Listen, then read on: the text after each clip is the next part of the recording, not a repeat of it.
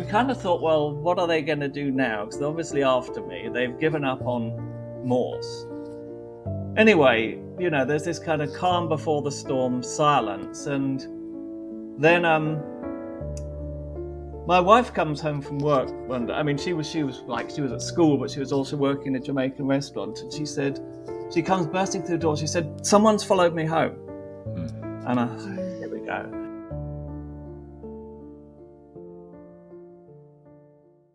And what had happened was, as part of her college course, she had to put up a LinkedIn profile because it was like a vocational course in, hospitality. She had to put up a LinkedIn profile. On the LinkedIn profile, she had named the restaurant where she was working part-time. The PI had been to the restaurant, sat in the restaurant all day, and followed her home. And of course, then they knew where I lived, but they hadn't actually seen me. So they didn't know if we were living together or whether I was still in England or whether I was living elsewhere in Canada. So from that point on, I never left the front door of the house.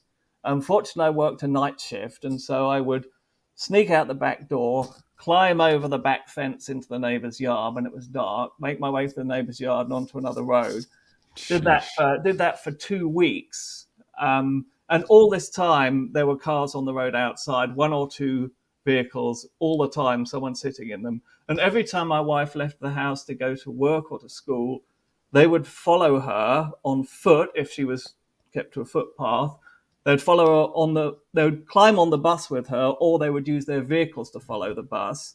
And they would be waiting in the parking lot outside the restaurant where she worked when she left work. I mean, it was terrible for my wife. I mean, she was she was only in her early 30s, and it was a foreign country to her. And these people following around are from this weird cult, and none of us knew really what their intention were. I sort of said to her, "Look, it isn't you they're interested in. They're just trying to find me." But I had to move out. I moved out into an Airbnb, and then we had the problem of getting her out of the house. We found new accommodation.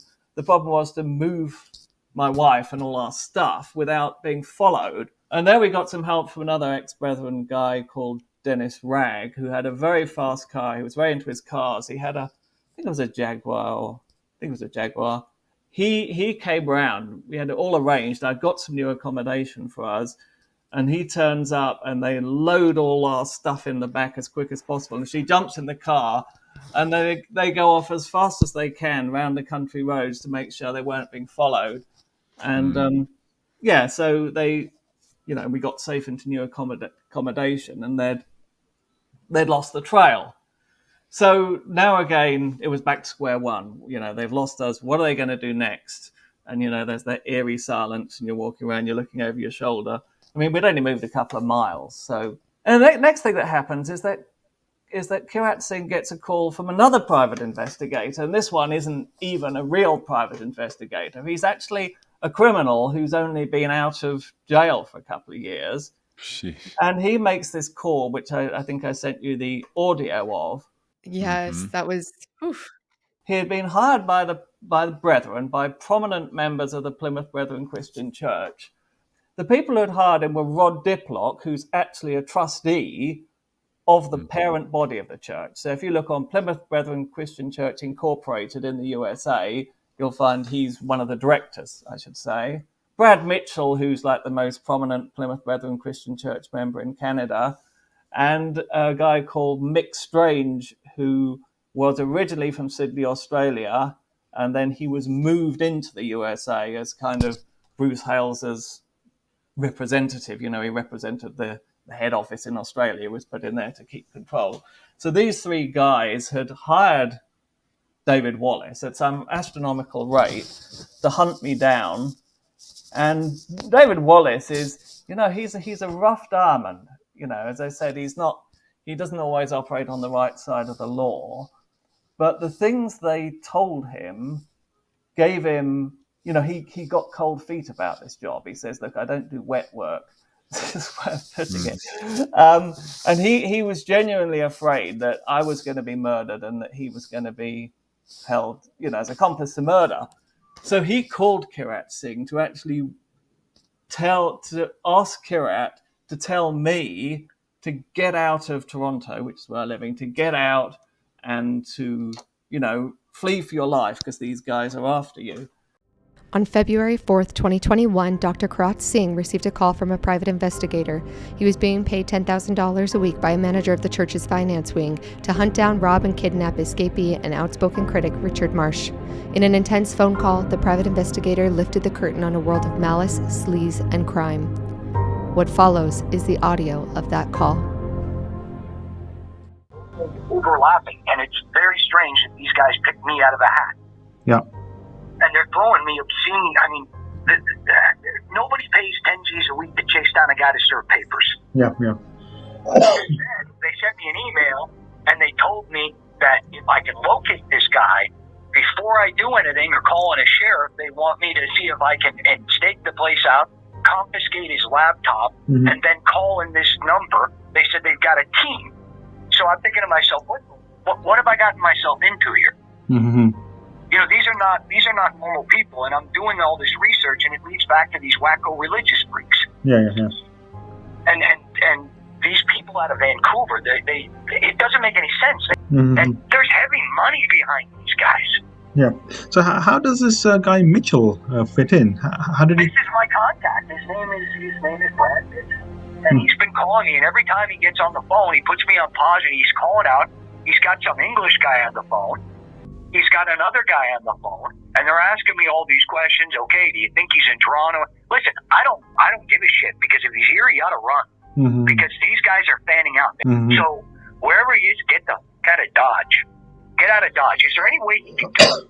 What do these people want from him?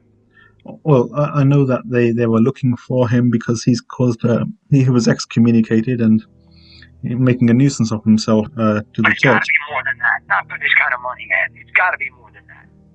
They're telling me that they had people following his wife on a bus, that they had people sent out to you, and that they were offering to fly you out to places. And I'm thinking, none of this adds up. None of it adds up. Yeah. I mean, am I going to be able to shake these people? I mean, I got a feeling that this is just not a good vibe.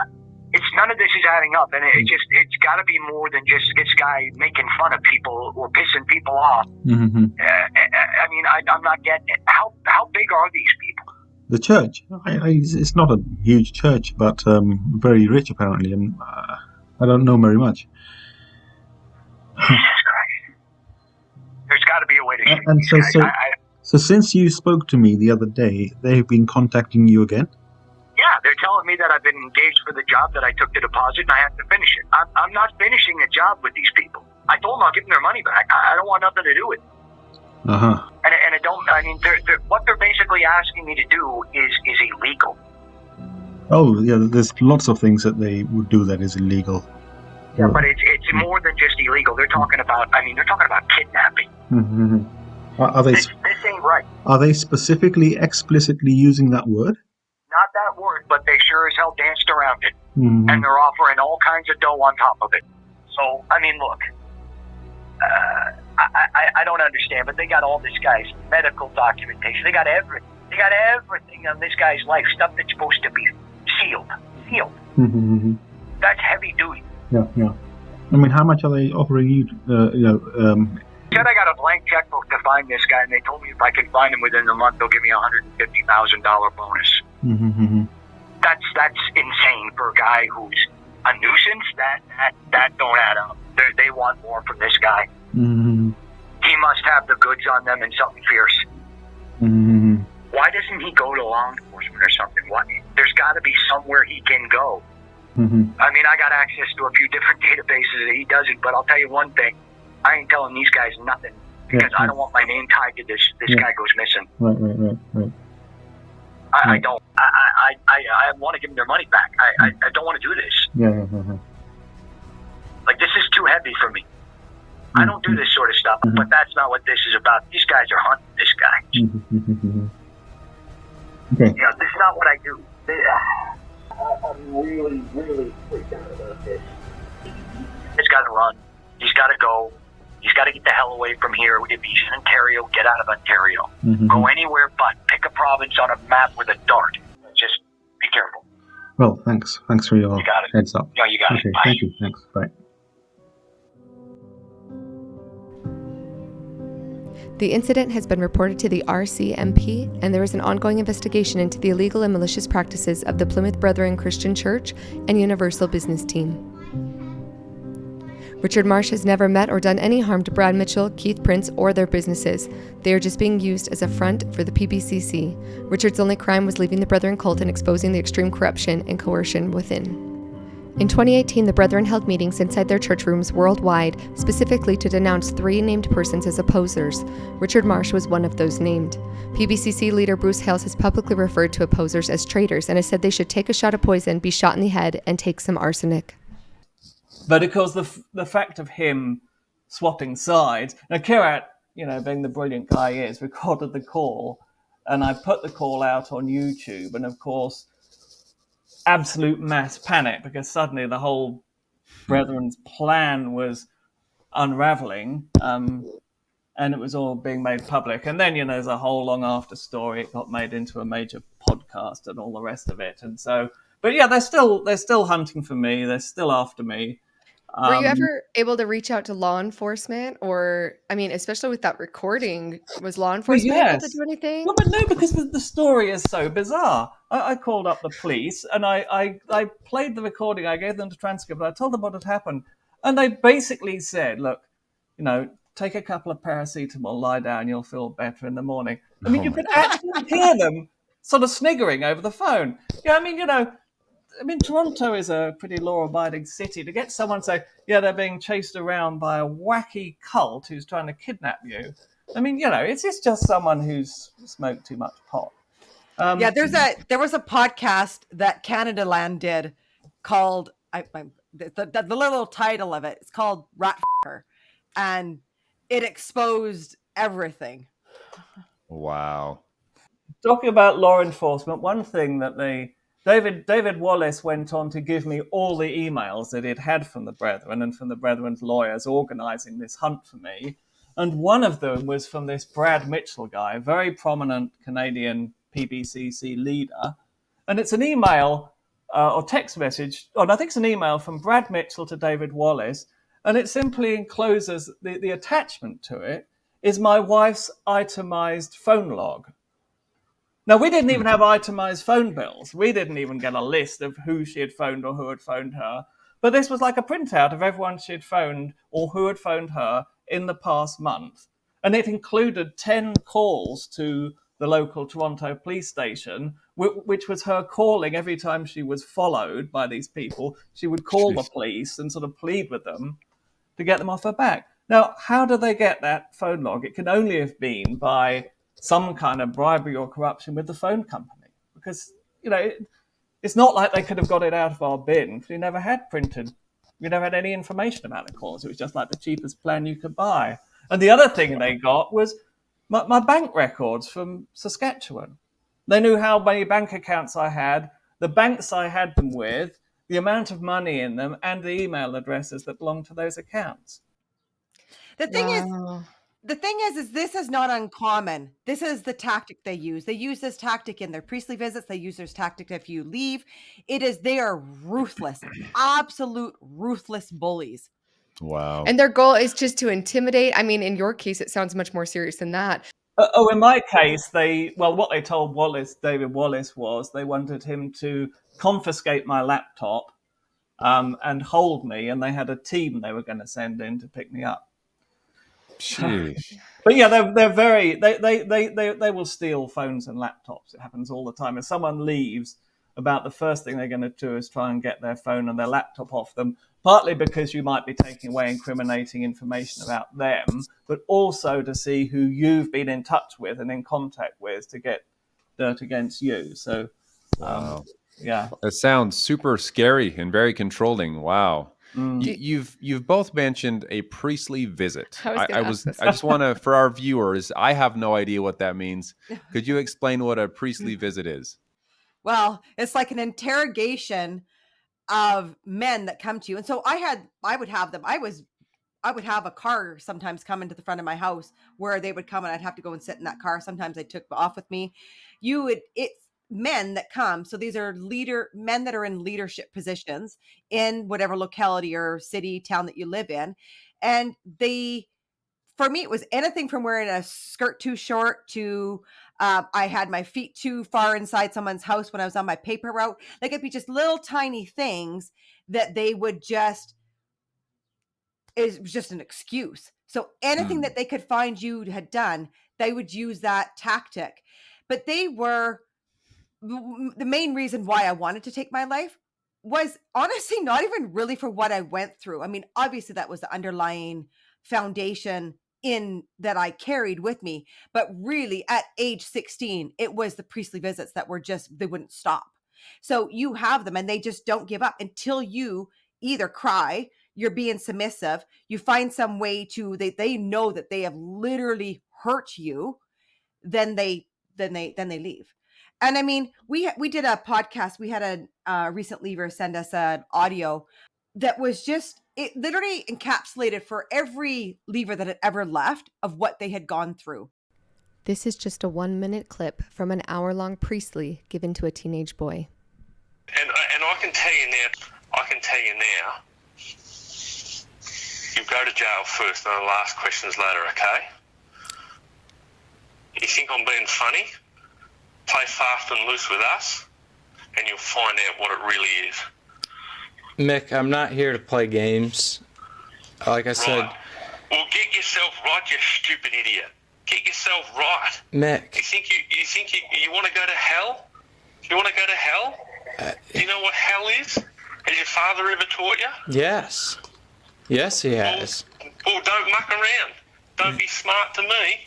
Don't be smart to the rest of us on the phone. Get yourself right, and you better get yourself right fast.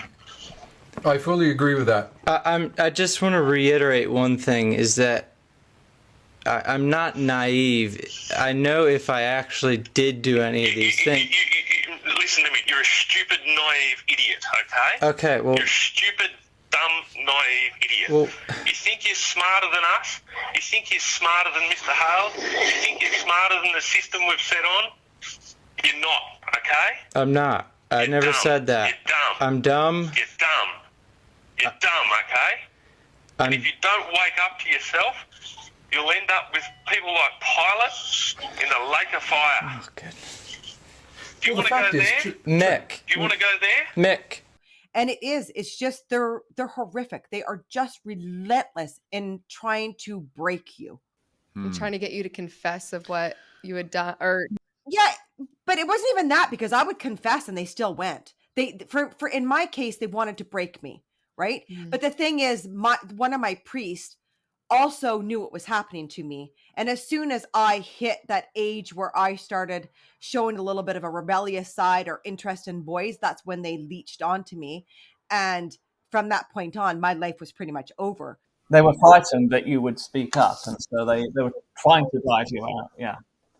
So then when I left, I left, but I was pushed out. I had no choice.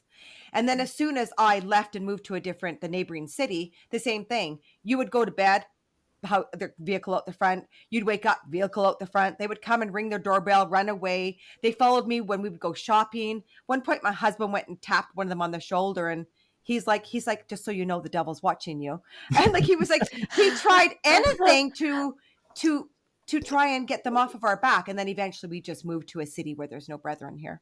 Wow. Now, 55,000 is a pretty big group to be using those kind of control tactics. You know, in the FLDS, where they were all physically separated from the world, right? And then they had people following around. But we're talking like up to 10,000, 15,000 people. 55, that's a lot to try to even keep track of or control at that extent. It's the people who leave or who they think are going to leave. They're the ones they'll actually hire private investigators on. The surveillance inside is slightly different, because if you're inside, you've got a Brethren computer, you've got a Brethren phone with Brethren software on it, and it's tracking software. And when you get your phone and computer and your phone plan, you sign to say they can read everything you do and they can access it all. So it's much easier. It's very easy for them to track insiders. It's the day you walk out the door and you chuck your Brethren phone in the river, then they have to hire a private investigator to keep an eye on you. But they're intensely paranoid about leavers. And, it's because they've got so much to hide. They know that people who leave tend to spill the beans. So they terrorize you into keeping quiet. Yeah. Are you seeing like an uptick in numbers of people leaving? Like, what's the percentage of people that are starting to leave? Is it becoming more rampant? Yeah. It's especially since the ATO raid happened, that really was a shining light. That was a watershed moment for them, wasn't it, really? But so many of them, like I have a ton that I talk to inside there with 1 foot in, 1 foot out, and they're waiting for what they call an Aberdeen moment. So when Richard was talking about this J2 Jr. back in the 1960s, the pet ban and all that kind of came in. So what happened back then was he was caught in bed with another man's wife that literally split the congregation there, and thousands of people left. And so a lot of these people are waiting for this kind of moment where something is exposed and it just gives them this wide open door to walk away, and nobody's going to question it, right? So there is hundreds of people in there right now with 1 foot in, 1 foot out, waiting, I think, for the results of this ATO raid. That I think, like, if there are convictions, if people are going to jail, then this is their opportunity to be able to get up and walk out due to something big. Because, I mean, as you guys know, when you're in there, right, like it's hard, especially if you have a wife and kids, especially if you've got to be able to look back and you know that if you walk out at the wrong moment, you lose all that, right? Mm-hmm. So for us, it's just a matter of constantly working with journalists, constantly working with people who are willing to come forward about their schooling system, people who are willing to just really get it out there in the public's eye to be able to keep that fire being fueled so that there might be this breakthrough moment. And I'm not saying that I want to see, it's not about seeing this church fall. It's not about that. To me, it's the children. For me personally, it is the children in there. Right? I still know sex education is not being taught in those schools. I still know things are being covered up. So my voice is going to be as loud as it possibly can in any way, shape, or form in order to make sure that the public knows who this group is. Because, I mean, I look at it and I might be gullible and naive, but there's so many ways to make this a mainstream Christian church, right? I mean, I plead with Bruce Hales on many of my podcasts of like, here's another way. Just bring the police in. Just be honest. Like, you'll have so much more in people, like, there's so much more integrity if you would just be honest. It's that easy. It is that simple, right? Yeah. Like, but it is hard. It is hard. I don't want it to, I think of my parents. I think of people who are in there that if it fell really fast, how would they incorporate themselves into the outside world? How would this all unravel? Like it's already getting messy. I really already find my hands are so full, and it makes you stop and make sure that we just have to make sure we know what we're doing. We have to provide a landing pad for people because it's so traumatic, isn't it? Yeah. Yeah. I think we had, we always ask people across the board have different definitions of what a cult is. But one that I've really liked is people, I can't remember who told us this one, but they said it's when people can't leave with their dignity. Right. And I'm like, and a lot of this comes down to too, like, not only stop the abuse that's happening within and let police come in and have transparency, but then also let people leave so that's actually their own choice and that they have in that informed consent. Because, grown adults get into all sorts of things as long as it's informed consent and they wanted to belong to that church and they know what's going to happen and it doesn't involve children. So I know what you mean. And that, even with Sam's parents and family, like his mother is so faithful, and I respect the faithfulness she has to what she believes in. That can be respected. But the organization that's not transparent and is not willing to let people leave with their integrity and be able to leave and let them leave it alone or let the people who leave alone, that's when you're like, it's a whole other level of danger. Yeah. And there's lots of cults. There's cults everywhere. But then there's destructive cults, right? That's what the Plymouth Brethren Christian Church is, a very destructive cult, right? Like their motive in there, they literally, we have ministry printed of someone being told that this person needs to eat cyanide or rat poison, and that would be better than him talking to his sister on the outside. They teach you in there very, very heavily that it is better to take your life within the church than it is and go to heaven than leave and go to hell. And that is, to this day, actively, it's preached in there. Yep. Yeah, that's happened in both of the religions that we grew up in. Yes, for sure. Within the FLDS, I remember specific conversations where someone would say, well, someone had a near-death experience, and the leaders or parents would say it would have been much better for you to have died in that moment than to ever leave this church. Yeah. And they firmly believe that. And when you're raised in the church, you also firmly believe that. And just going back to what you were saying, Cheryl, it's not about wanting the whole church to fail and crumble. It's about stopping the abuse. I agree with you. It's so sad to see that in these churches, most of them are victims. I mean, most of these people are good people trying to live good lives. Good people. Yeah. Grassroots brethren. Yeah. And they're just being abused in all these different ways, whether it's mentally, physically, whatever it is, to keep them in line and keep them on track with what that church wants them to do. But so many good people, even within the FLDS, so many good people that are just trying to live a good life. But because of Warren Jeffs and what he was forcing them to do, they got caught up in all of these illegal things. Yeah. The other point that, I like to emphasize for people that are not really familiar with these kind of cults is there's a huge difference between the kind of cult that an adult might be recruited into and join, and then if it doesn't work for them, they decide to leave, they can go back to their original life and belief. But for us, largely we've been born into these. And for someone that's been born into a cult like that and indoctrinated from birth, they've never made that informed consent. They've never made that choice. And the indoctrination is so much deeper because it's been, it's from before you can even remember you were being indoctrinated. And then there's no normal to go back to. When you do leave, it's not like you're going back to the life you used to live. It's like being parachuted onto a different planet where everything is new. You have to learn everything from scratch. And it really does raise a question, as to what the legal rights are of someone who's been born into a cult where they've never given any consent to be put into that position.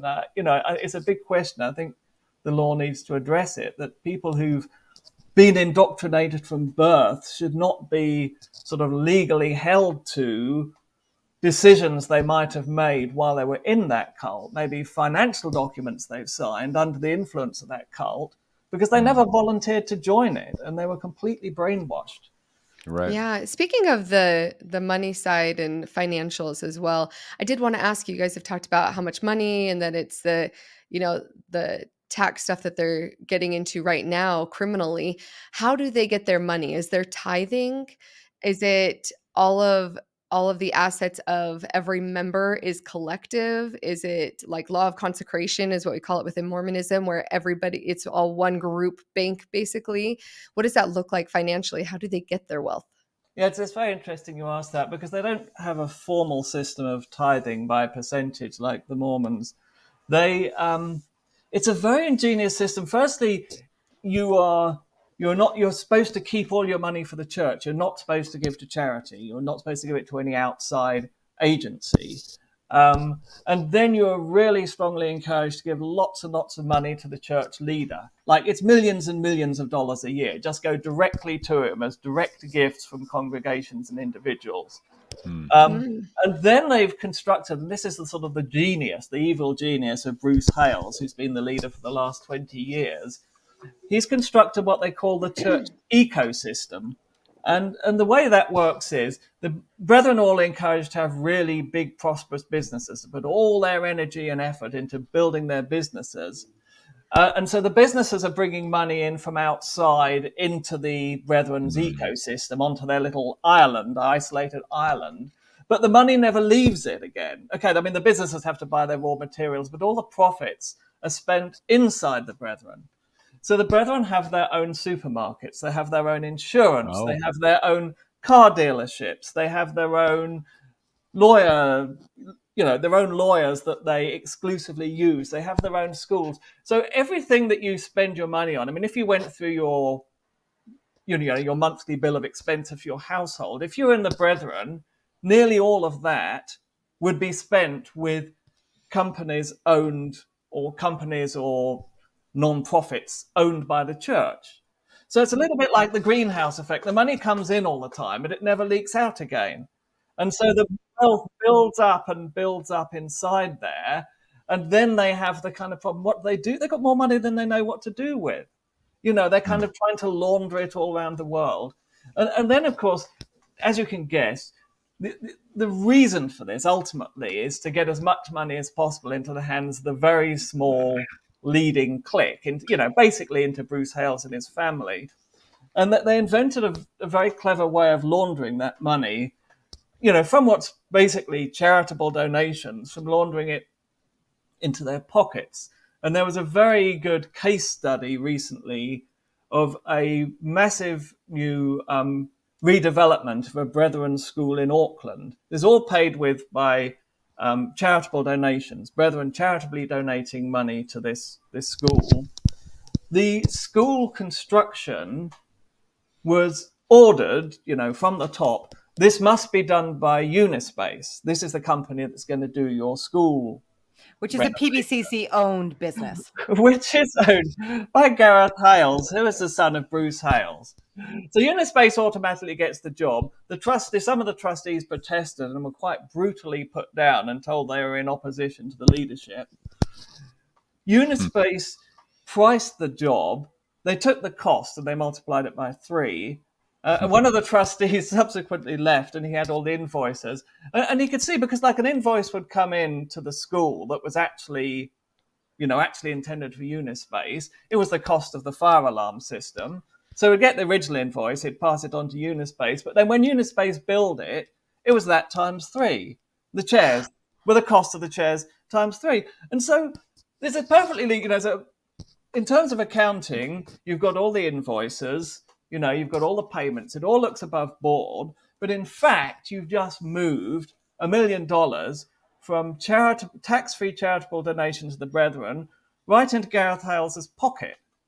And, it's called trade-based money laundering. It's where you launder money by either grossly overpricing or grossly underpricing goods so that, a whole bunch of money flows along with the transactions, but there's all the paperwork to prove it.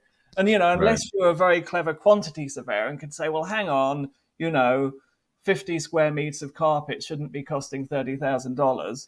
Unless you analyze it line by line, there's no evidence that anything fraudulent has taken place. But this happens right through the Brethren ecosystem. All the construction jobs, all the supplies of goods and services are supplied by companies that are ultimately beneficially owned by members of the Hales family, and are invoiced out at massive profits to a captive customer base because they daren't say no. If a Hales company quotes on the job, then you take that quote. So, yeah. Have you guys heard of the Kingston group? Yeah. They're another fundamental Mormon group offshoot. Yeah. And that's what they're getting in big trouble with the law right now, is for doing that exact thing with their schools. They had a huge company that was getting millions of dollars in government grants for being an energy company, and they weren't actually producing anything. And they were getting those, so same type of thing, keeping it in the ecosystem. They actually have a centralized bank so that all of the Kingston workers, they all get their money from that bank, and all of their paychecks go into the bank, and then their tithing is automatically taken out, and they can only withdraw whatever the church allows, right? And so it sounds so similar. What happens when somebody who owns one of these companies leaves? Oh, nasty, nasty, nasty. That's the firework display we're all waiting to watch, because as things get more and more shaky in there, at some point, a really big company is going to say, I don't need all this shit, I'm out. And then, chaos. I mean, we've seen it happen with quite big companies, with multi-million-dollar companies, we've seen it. And the first thing that happens is all the Brethren employees walk out to try and wreck the company. Any other Brethren companies who are in the same field will try and use competitive forces to bring the company down. They'll underbid it, and all sorts of terrible legal operations will ensue to try and drag the company back. I mean, in the deeds of the companies, in their title deeds, whatever you call them, their constitutions, there's a whole long clause that says, if any of the directors of the company ceases to be in fellowship with Bruce Hales or his successors in title as the minister of the Lord in the recovery, they shall immediately surrender their shares to other members. So they've actually got it legally tied in. Now, so they're trapped. One guy, the guy Lance Christie, who has been making quite a lot of noise about this. He had that experience. And he challenged it in court because, of course, it's actually religious discrimination. You can't say, if you change your religion, you have to sell your shares, because that's discriminating you on the basis of your religion. And, he took it to court, and it never actually went through because the other side blinked and withdrew their objection because they knew it wouldn't actually stand. But for the people who are in there, they don't know that this is not illegal. They don't know it's not legally binding, and they believe that if they leave, they literally just have to hand everything over. Wow. Along those lines of handing everything over, there was a part of your story, Richard, if you don't mind going back with me for a second. You mentioned that when you were going through kind of exile, and you mentioned being taken away from your wife at that time and your children. What does that look like? Because the FLDS, Warren Jeffs separated families, right? The properties were owned by the FLDS trust. And so they could actually physically kick them out. Were you physically removed, or was it because of the mental load of, this is what I'm told by my church leaders, so I'm just going to go because I don't have any other option? Or was there like a legal determination as well, as like, you don't own your home, they do, your wife's property of the church? Or what did that look like? It happened a couple of times. I mean, the first time was in Canada, and I was told I had to live separately but in the same house, so I had to stay in a different room. And meals would be brought to me, and you can't sleep with your wife, and you can't talk to anyone except for essential purposes. And then the priest decided after 3 or 4 weeks. Now, I think the message actually came from Bruce Hales, the man of God. He's having too much to do with his family. Get him out of there. So then I moved into my business premises and slept on a pile of boxes in the packing room. And that was where I really started to sort of spiral down mentally. And then, I think they panicked a bit because I was getting suicidal. They sent me to the Mayo Clinic, and then they, for no apparent reason, they suddenly brought me back. I hadn't confessed to what they wanted me to confess to, but, I think they were worried that, they didn't want a suicide on their hands. But then when I left the final time, often what happens when, the father in the household leaves is there's huge and really ugly years of court battles over custody and over the value of the house and over everything else. And usually the person who leaves gets off worse because the Brethren will bankroll the top lawyers in the country. And of course, they've got 55,000 people they can call on to give a fake affidavit to say, this is a bad man, They've got no hesitation about perjuring themselves. So it's almost impossible to fight them legally if they've really got it in for you. So I wasn't in a mental state to cope with that, and I felt terribly sorry for my wife and family anyway. I mean, they had lost the breadwinner. My wife didn't work. Brethren married women don't work. So I just said, they hired this really expensive lawyer, and I called them up. I said, listen, don't waste your money. I'm not wanting anything out of it. I'm not asking for access. I'm not asking for any money.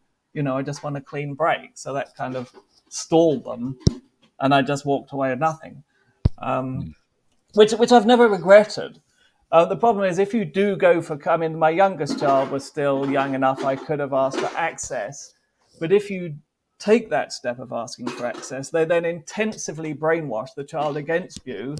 And it ends up, worse than it would have been if you just went quietly. Yeah, we see that in the FLDS a lot with these there's custody battles, and then the parent who's the apostate that is left, when the child's there, they'll destroy, they're told like destroy the televisions and destroy the cell phone, like destroy everything in the house. And so a lot of times, people don't understand. They think, oh, well, if we just get the children back with these parents that are out and are in a better state, then everything will be fixed. And I don't think they recognize, like you said, the brainwashing of how that's one step, but sometimes that's not even necessarily the best answer, because the children are going to be brainwashed against their parents. Right. And that can start a whole other process of turmoil for that child too. So it doesn't usually end well. I mean, it depends on the circumstances, how old the children are. I mean, if both parents leave, it's different. But if one parent stays and one parent leaves, usually the parent, because you have to work for Brethren, when you leave, you've lost your job by definition. So you've got no finances to back up a legal fight. Mm-hmm. And that's half the issue with all these people with 1 foot in, 1 foot out, right? Is they often have to make sure that they're trying to line something up outside, which is probably a third of what you're going to make them in the Brethren, because the Brethren play very, very, very well. That's how they keep their members, right? People, But going back to what it looks like, they would even, when they kicked out a kid, like in Maple Creek where I was from, there was like 13-year-olds just thrown out on the street for like, one kid was for stepping on a Bible. Another one would be like if they talked back. It was like, it's not just husbands or wives. They're ruthless even with the children or with the teenagers, right? Like if anybody wants to listen to a priestly visit of what it's like in there, I think it's podcast 110 of ours. And it said, it's an audio of this. Was he 16 or 18? I can't remember. 18-year-old, yeah. Who was just like, it was just a horrific recording. We're so grateful that he offered to, he came out and said, I'm recording this for my own safety, right? Mm-hmm. Yeah. And it is so good that someone actually captured what these guys are like. And it didn't matter if you were 12 years old, 18 years old, 40 years old, that same tactic was used. And if you did get the chance to stay at home, you were thrown in the basement. Your food would be left at the top of the stairs and, knock on the door, like, here's your food, but you had no interaction with any of the family. My gosh, they would treat you like animals in some cases, it sounds like. On your podcast where you were reviewing the Exclusive Brethren documentary, and for balance, you were quoting pieces from the PBCC's own beautiful website about how much the family is at the heart of all that we believe and all that we do. I mean, you can see how brutally dishonest that really is. Right. When you see what actually goes on behind the scenes. So, Richard, do you still have, I just want to make sure I understood this, you still have children within the group? Yes, I've got 5 children, inside the group. Are you concerned for them? I don't think they'll come to physical harm. I mean, I know 2 of my daughters are married now. I don't know about the third one. They are very cynical and strong-willed people, which doesn't fit them well to remain in there, but it does fit them well to survive. And I think they will be getting out at some stage, because they're going to be some of the earliest ones to see through it when it does start to crumble. So in that sense, I'm not too concerned about them. It's when they're younger, they're most vulnerable, most at risk of sexual predation. To show you how much cut off I am, I discovered about 6 months ago from someone who had left but still retained some contact with someone who was inside, kind of illicitly, I discovered I was a grandfather. Wow. I didn't know my oldest son had a child. And I was notified when my father passed, but I was notified on the day of his burial, so that there was no possibility of me attending, which is also typical. I mean, that's how far they go. Well, they didn't notify me personally. They notified my uncle, who was out, but had been out, had never really been in the Brethren.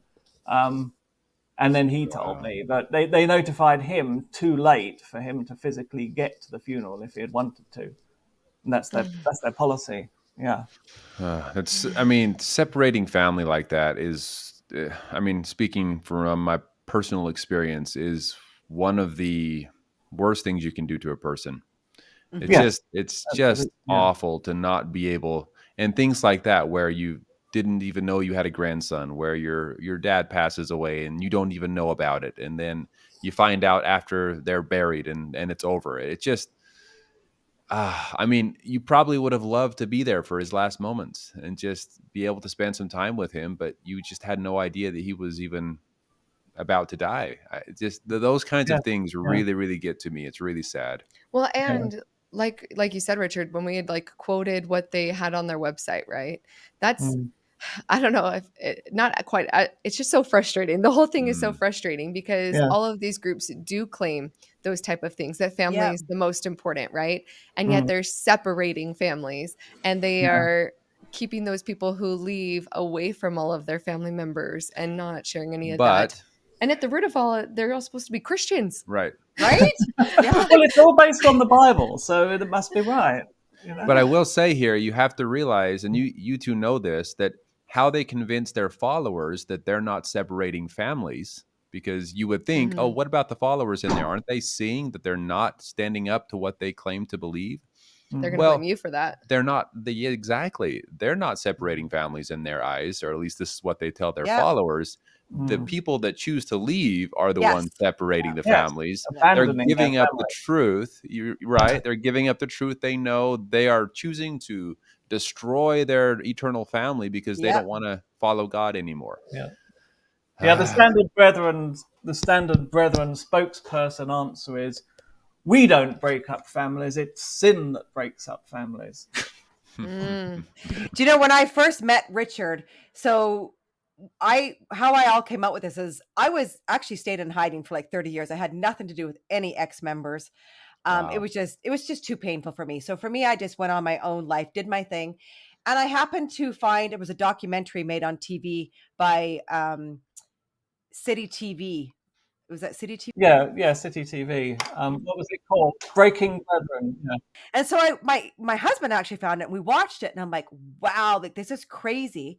And so I ended up rejoining these Facebook groups that had the ex-exclusive brethren and all that kind of stuff, figured out who Richard's alias was, and messaged him because I wanted to talk to David Wallace, because I thought, well, I had found the audio of that have him calling Dr. Singh. And I thought, maybe this guy has come across what happened to me in Maple Creek. Like, what are the chances? So I messaged Richard, and I'm like, I'd like to get in touch with David Wallace. And Richard just hands over his number, and I'm like, whoa, like he talks to just anybody? I'm like, I was kind of scared. And Richard's like, who did you say you were? And so I explained to him who I was, and he's like, well, like, that's odd. Like, I know your siblings. Like, I've stayed there multiple times. He's like, I had no clue they had another child. Wow. Like, it was such a dagger to my heart. I think I still daily deal with that because, I mean, I know how easy Richard is to talk to, assuming he was the same kind of type of guy in there. Like, I just can't believe that here's Richard staying with my siblings, not just once, but multiple times. And my name never came up. He had no clue I even existed. Like, that's how they do in there. They have these photo books that every couple of years they do these photo books. Everybody has to buy them. They get spread throughout the world. It's kind of like a photo book by dating. It's like how you find your husband. And as soon as you leave, you're taken out. You're not even in there anymore. Like, they take you out so that if anybody, when I first came out with my story, I had a recent leaver reach out to someone she knew inside Maple Creek.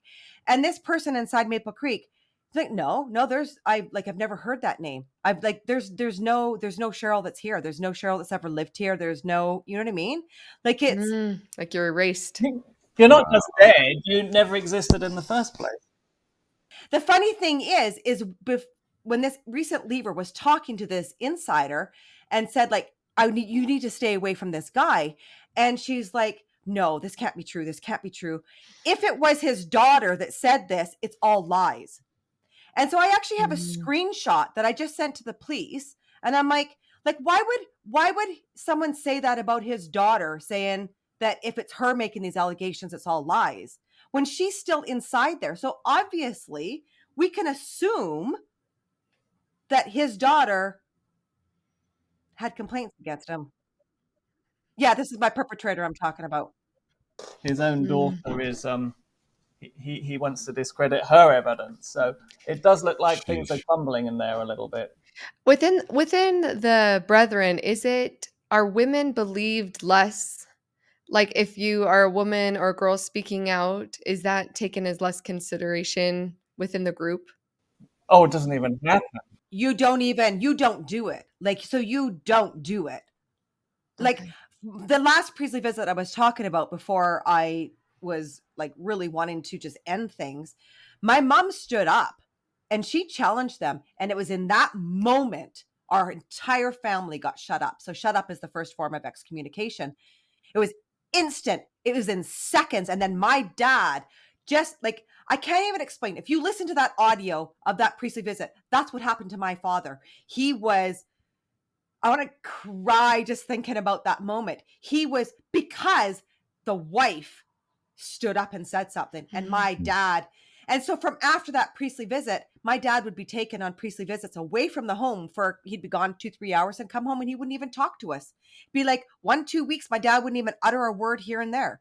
Right. Wow. So like females you do not speak up, even in meeting, like in church, in the services, you give out a number for a hymn, and then it's reiterated by a man, and that is all. They sit at the back of the congregation. The men all sit at the front. The men have the mics to be able to talk about what it is. And even in how the bowl of the seating works is those on the top of the hierarchy sit in the first row, and then you're placed according to where you fit in the hierarchical system.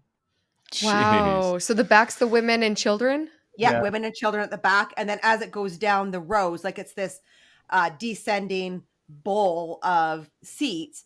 And then those that are the most prominent get the front row seat.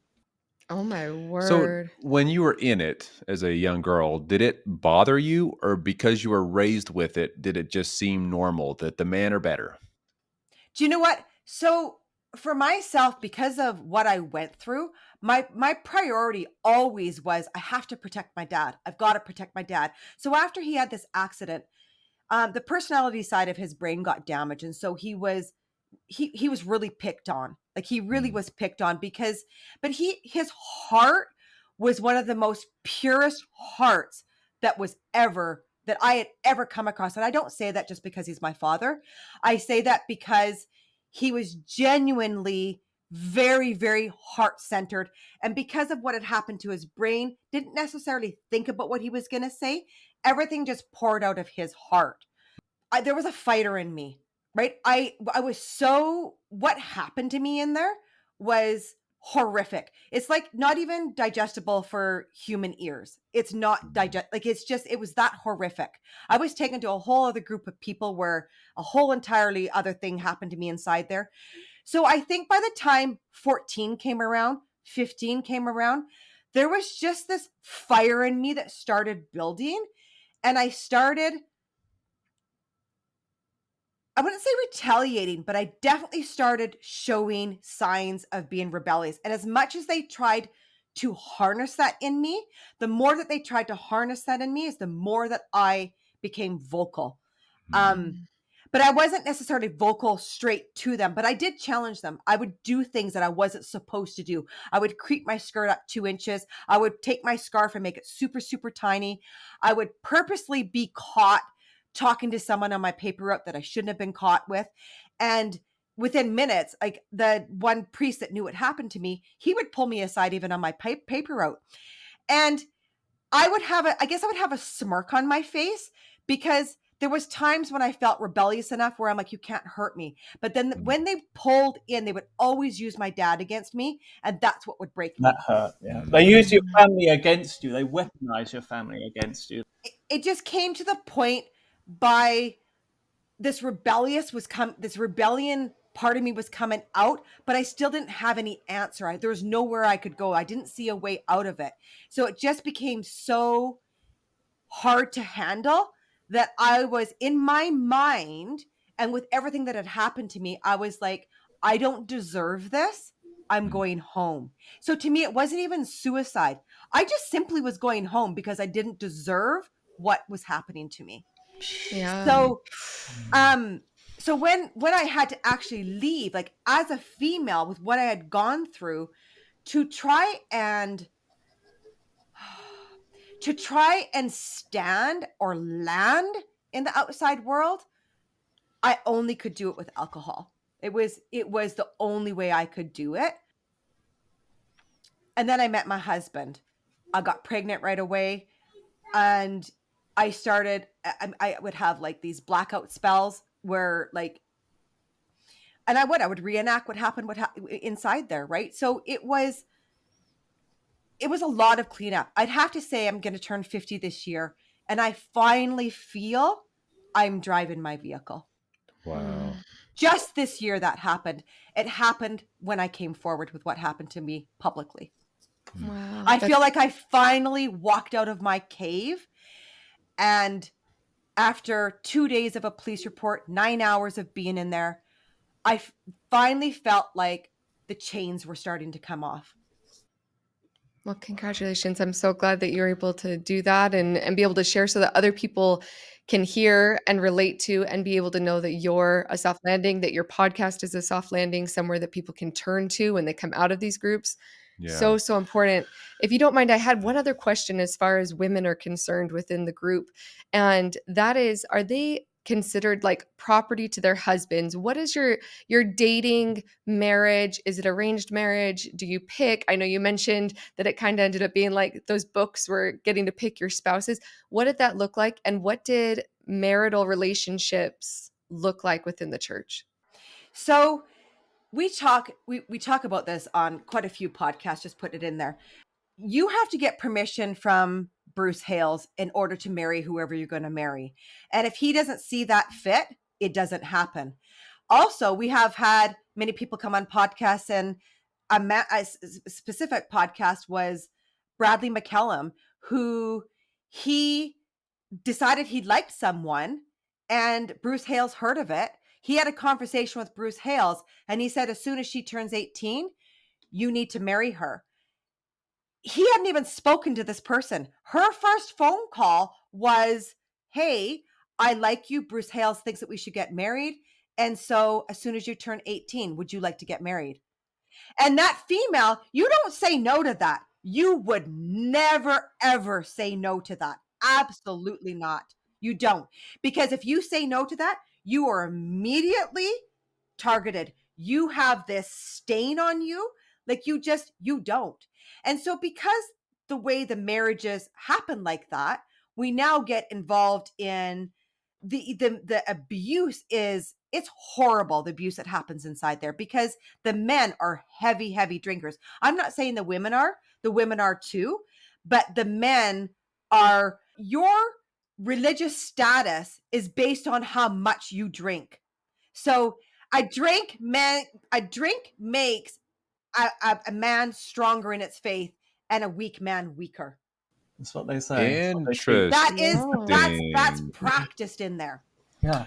So I did. Okay. Wow. That's different. I know. I'm like, wait, you're allowed to drink alcohol? In Mormonism, on most groups, alcohol is not allowed at all. So that's interesting. So these guys they're alcoholics. So if you were to Google accidents that have happened within the Plymouth Brethren Christian Church, so a latest accident, like there's accidents all the time. From this last accident happened in Dayton, Ohio,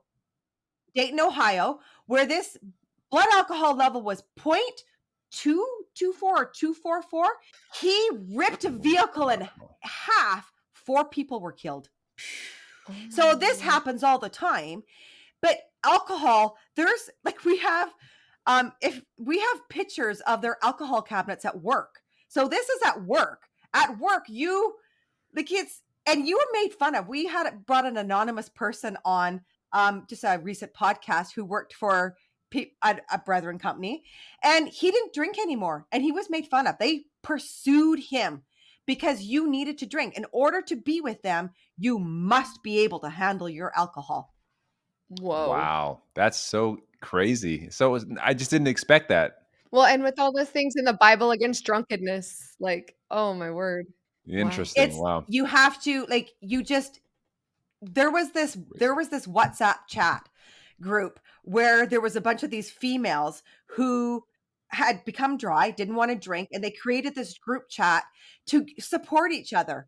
And I actually have all the screenshots from it, and it was shut down from Bruce Hales. Yeah, Bruce Hales shut it down. He said it's like a rival to the fellowship. You know, you women shouldn't be helping each other. And I mean, they were chatting because they were trying to cope with alcoholic husbands and their own alcoholism and trying to create a little support group. But no, you can't do that because that's a rival to the fellowship. It needs to be taken up in each locality. And I mean, these group chats, they ranted, they raved, and obviously it was reported back and it was shut down, right?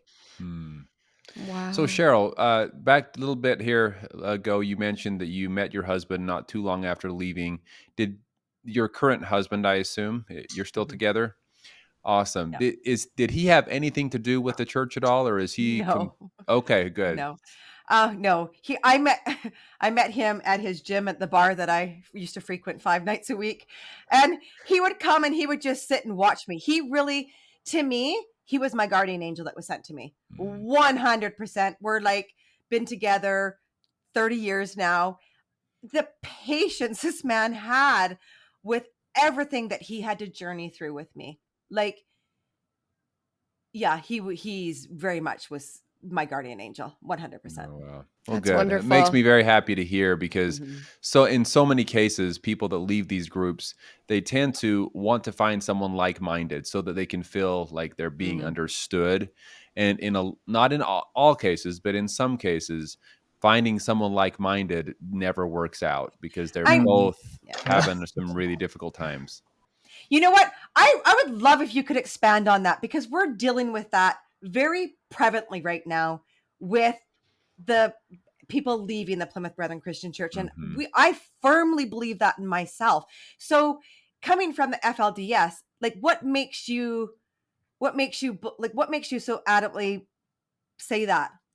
Yeah, well, so because me personally, I left and I just kind of went as far away as I could. I kind of wanted to leave it all behind and just kind of move on with my life because I had felt trapped for so many years growing up that I didn't have a choice in my life. So I wanted to kind of go the other way and leave it all behind.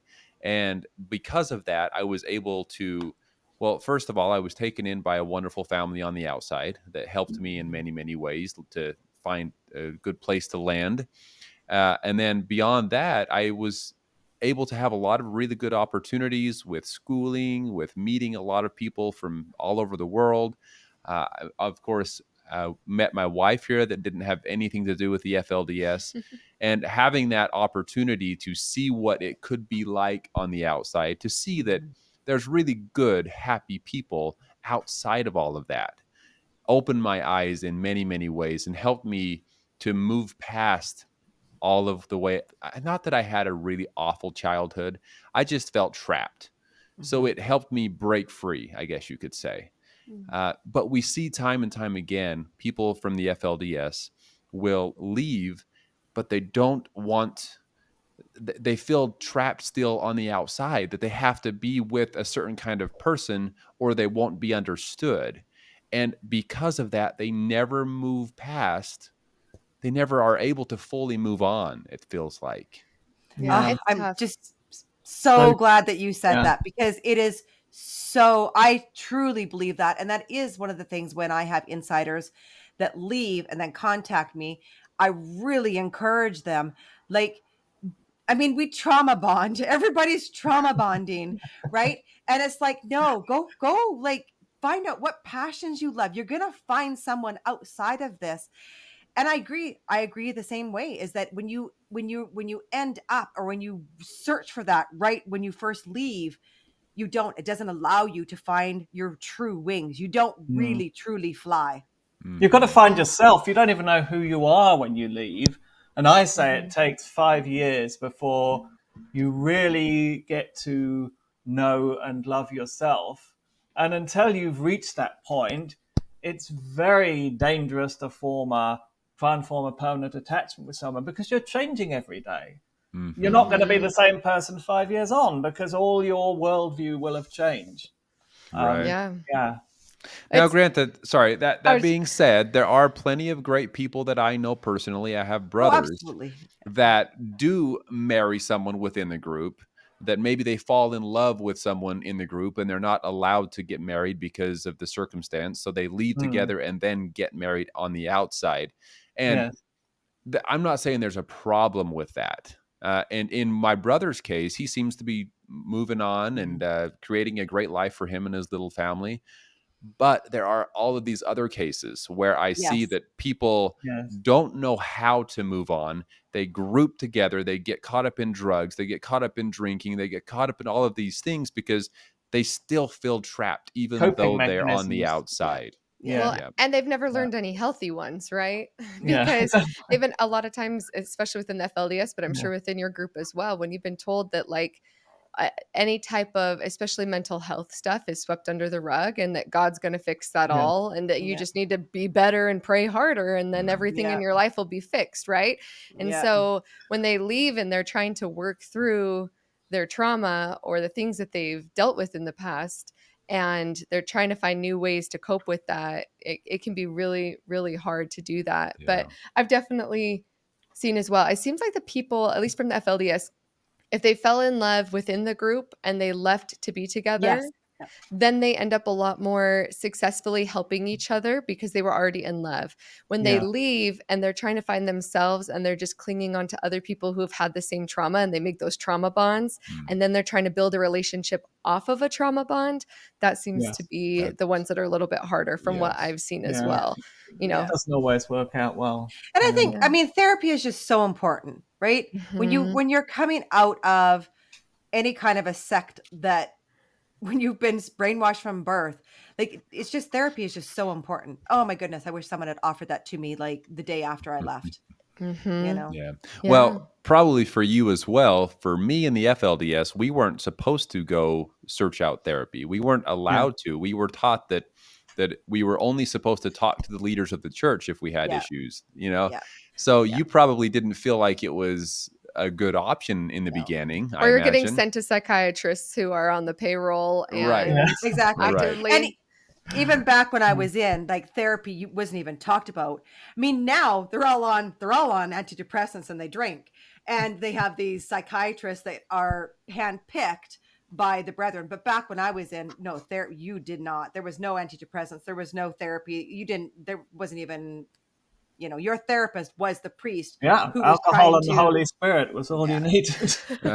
Exactly. Wow. So interesting. Well, I know that we're kind of wrapping up here, and we can. I feel like we could ask 1,000 more questions, but maybe we can have you on again when all of our comments get flooded with all of these questions we didn't get to. But I did want to ask, because so many people ask this about me and other people that leave these really closed off communities. What does that do to you religiously and spiritually? Where are you both? Cheryl, let's start with you. Oh, I've kept this very quiet. If it's too personal, that's perfectly fine. No, I tell people I walk with crutches. So I do not go to church. I did try after. I do not go to church. I do not view the world. I don't view the world the way Christians view the world. It is very hard to come back after what happened with me. You just see the world in different eyes.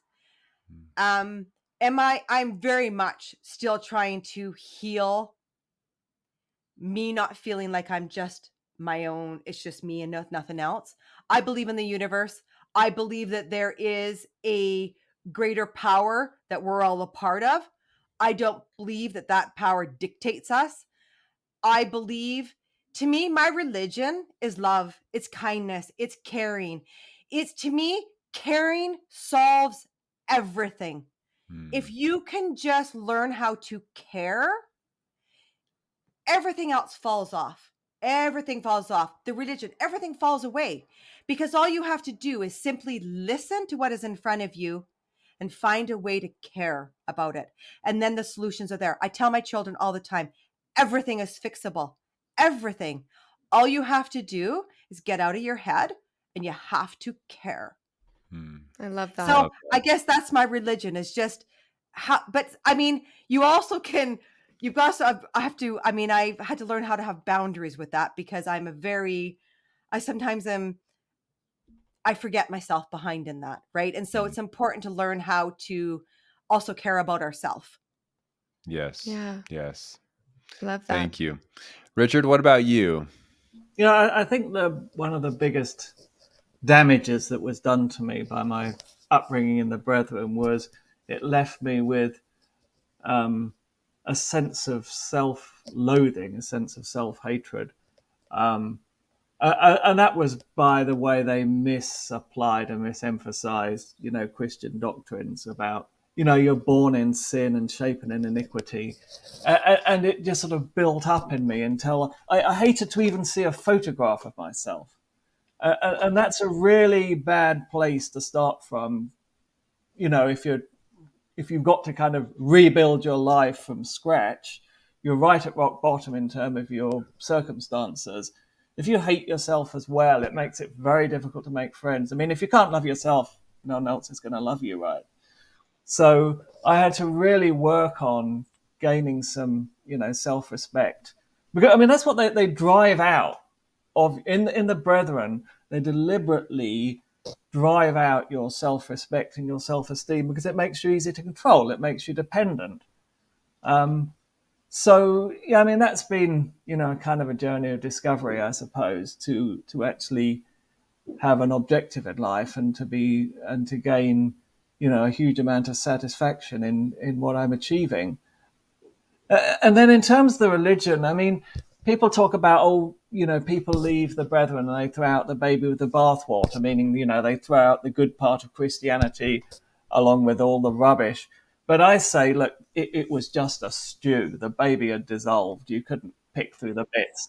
I tried to sort of, is this bit right and that bit wrong? But every verse of the Bible has been connected in my head with specific Brethren interpretation and doctrine. So eventually I said, look, I'm just going to sling it all out and start from scratch with a clean sheet. I'm not saying the Bible's wrong, the Bible's right. I'm just going to start from scratch, observe what's going on, learn from other people, see what works and what doesn't, and, build my spiritual self from a clean slate. And that's what I'm doing. And I mean, one thing I can say is that for the first time in my life, I have complete peace in my soul with something I never, ever had inside the Brethren. Yeah. So, I mean, I get a lot of solace from nature. I spend a lot of time outside. Yes, yeah. I live a very simple life. I do a lot of walking and I'm just enjoy very simple things. And I'm very happy and peaceful. Yeah. Good. I love that. So amazing to hear from both of you and I feel like that's kind of a place where we are as well. And something that so many people want to know is, well, if you left that, what do you believe now? You have to belong to something somewhere. Like it's this linear path. Like if you went and you thought this was true, then you must just believe that something over here is true now. Like, yes. Yeah. You know what? I just believe children should not be raped. They should not be trafficked. They should not be abused. That there should not be a religion that forces so much fear on a set of parents that they couldn't go to the police when they 100% knew that their child was being abused. Amen. Right. Yeah, exactly. And that's the same religion I belong to. It's a great one because you really, that's what it comes down to. And unfortunately, so many of these groups that people have been on our channel about, and I'm sure have been on your podcast and talking about, deal with similar abuses. And that is what needs to come to a stop. Yeah. Yes. Our last thing that we always like to end with our guests is to ask if somebody from the Exclusive Brethren is listening right now, what would you want to say to them? I say it over and over again. It's to my parents. When those police show up on your doorstep, tell the bloody truth. Yeah. Mm-hmm. And I love you. Yeah. Well, what I would say to them is to bear in mind that when the Titanic sank, there were only enough lifeboats for half the passengers. So I suggest you get off now or you might go down with it. Yeah, that's a good way to put it. Yeah, it's a good way to put it. Well, thank you both so much. This has been very enlightening. Learned so much. Thank you too. I look forward to having you guys on our channel. Yeah. Yes, we're looking forward to that as well. So we'll definitely put in the description links to their podcast, the Get a Life podcast, and we will be on theirs here, and hopefully as soon as we can find the time, very quickly. So definitely check that out when we get there as well. We'll post and let everyone know. For those of you that are watching and like to hear more about what it was like for Sam to grow up in polygamy, please like and subscribe, and we'll talk to y'all soon. Thank you all so much. Thank you once again, Richard and Cheryl. Thank you for being here. Thank you. We look forward to talking to y'all soon. Bye-bye. Bye.